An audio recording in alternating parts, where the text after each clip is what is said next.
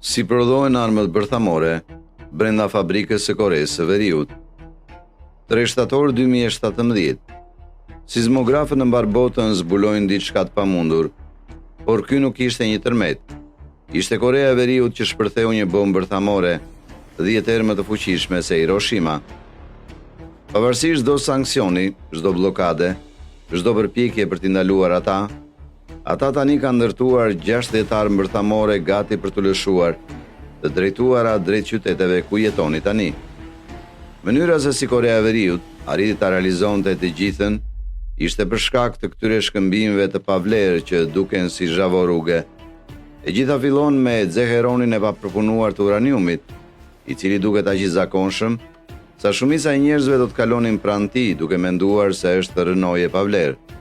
Korea e Veriut nxjerr këtë shkëmb me pamje të mërzitshme në Pyongyang dhe Pakon. Dhe ajo që ndodh më pas është vendi ku gjërat bëhen tegra. Punëtorët i thërmojnë këto copa të pavlera në pluhur dhe jedin të gjitha në yndyrna masive industriale të mbushura me acid sulfurik. E dini, ajo gjë që gryen metalin në filma, po, kjo. Pas pak magjie kimike, del ky pluhur i verdhë i ndritshëm i quajtur tortë e verdhë, që sinqerisht duket si përzierja e tortës Betty Crocker, dhe jo, definitivisht nuk doni të piqni me të. Je problemi me cilin u përball Korea e Veriut. Torta e verdhë është 80% uranium, por është lloj i gabuar. Shikoni, uraniumi vjen në shije të ndryshme. Keni uranium 238, vllajmi i madh i mërzitshëm që përbën 99.3% të gjithë uraniumit. Pastaj keni uranium 235, vllajmi i vogël i egër që shfaqet vetëm 0.7% të kohës. Por mos harroni, nga çdo 1000 atome uranium në tortën e verdhë, vetëm 7 janë të tipit shpërthyes, U-235. Për një bombë, ju nevojitet uranium që është mbi 90% U-235. Dhe është si të përpiqeni të bëni lëng portokalli nga një shport frutash që është 99% moll. Pra, Korea e Veriut kishte 2 zgjedhje: të transformonte U-238-ën e mërzitshme në diçka krejtësisht tjetër, ose të kuptonte se si t'i ndante 2 izotopet. Dhe për shkak se ata janë të shkëlqyer në mënyrën më të keqe të mundshme, ata vendosën t'i bënin të dyja. Bërja e plutoniumit është në thelb magji me atomet. Korea e Veriut, fjalë për fjalë, transformon një element në një element krejtësisht të ndryshëm. Nëse alkimistët mesjetar do ta dinin këtë, do të shmendeshin. Ylli i kësaj shfaqje është reaktori 5 MW i Yangbian. Tani, kjo tingëllon shumë e vogël, apo jo? Termocentrali juaj lokal ndoshta gjeneron qindra herë më shumë. Por ja kush çështja. Ky reaktor nuk po përpiqet të furnizojë me energji shtëpit. Ai ka një punë, krijimin e plutoniumit për bomba. Por prisni, dhe kjo është thelbësore. Koha është gjithçka. Është si të pjekësh biskota, përveç se këto biskota mund të vrasin të gjithë brenda një rreze prej 100 miljesh. Nxirni ato shufra karburanti shumë herët, nuk ka mjaftueshëm plutonium. Keni humbur muaj të tërë punë. Lerini brenda për shumë kohë, ndodh diçka më e keqe. I gjithë reaktori bëhet një kurt bërthamor që mund të shkatërrojë jo vetëm vite punë, por edhe të avullojë teknikët që kanë në fatin të jenë afër. Plutoniumi 239 fillon të thithë më shumë neutrone dhe zhndrohet në plutonium 240. Plutonium 240 është kushuriri i pabesueshëm i familjes së plutoniumit, i paparashikueshëm, i paqëndrueshëm.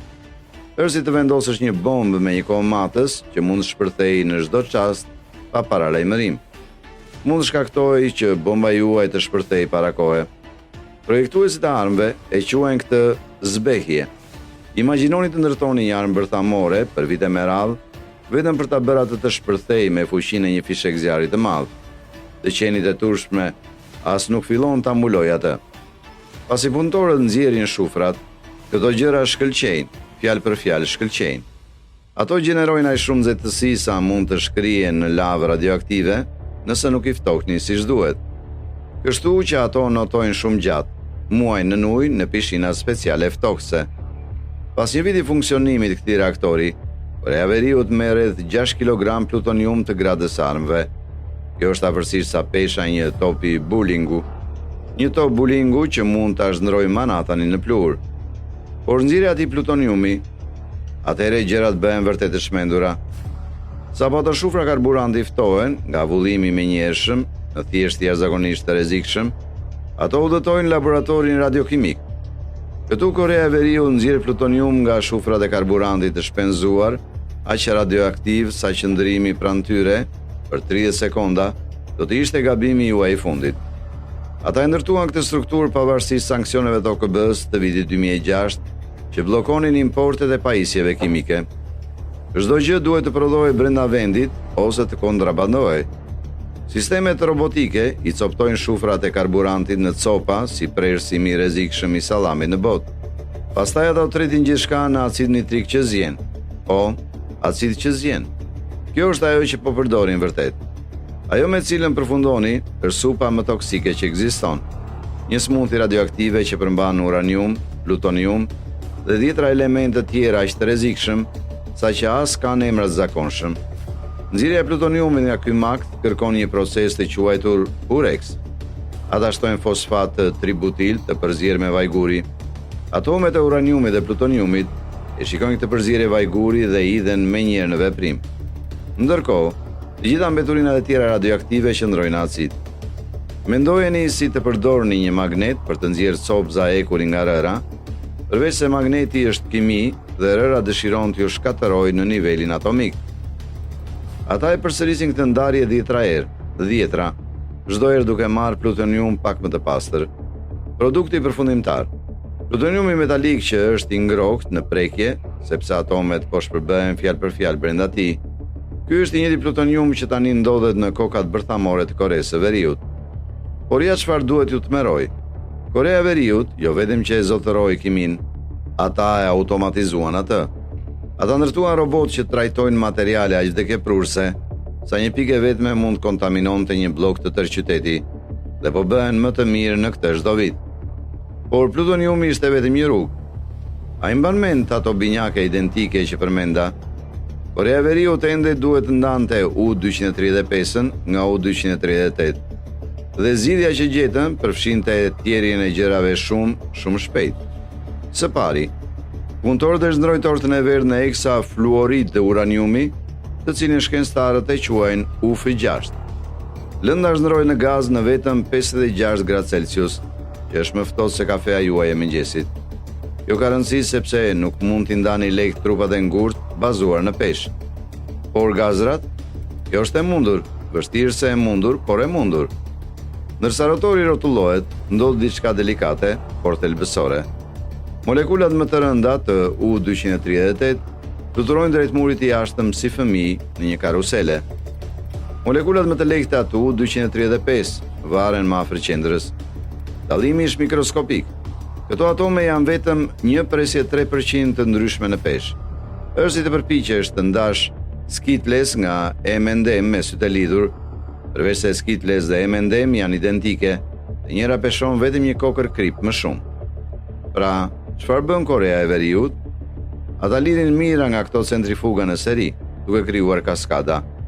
Është si një garë masive stafetash, ku secili vrapues e lëviz shkopin përpara me 1 inç.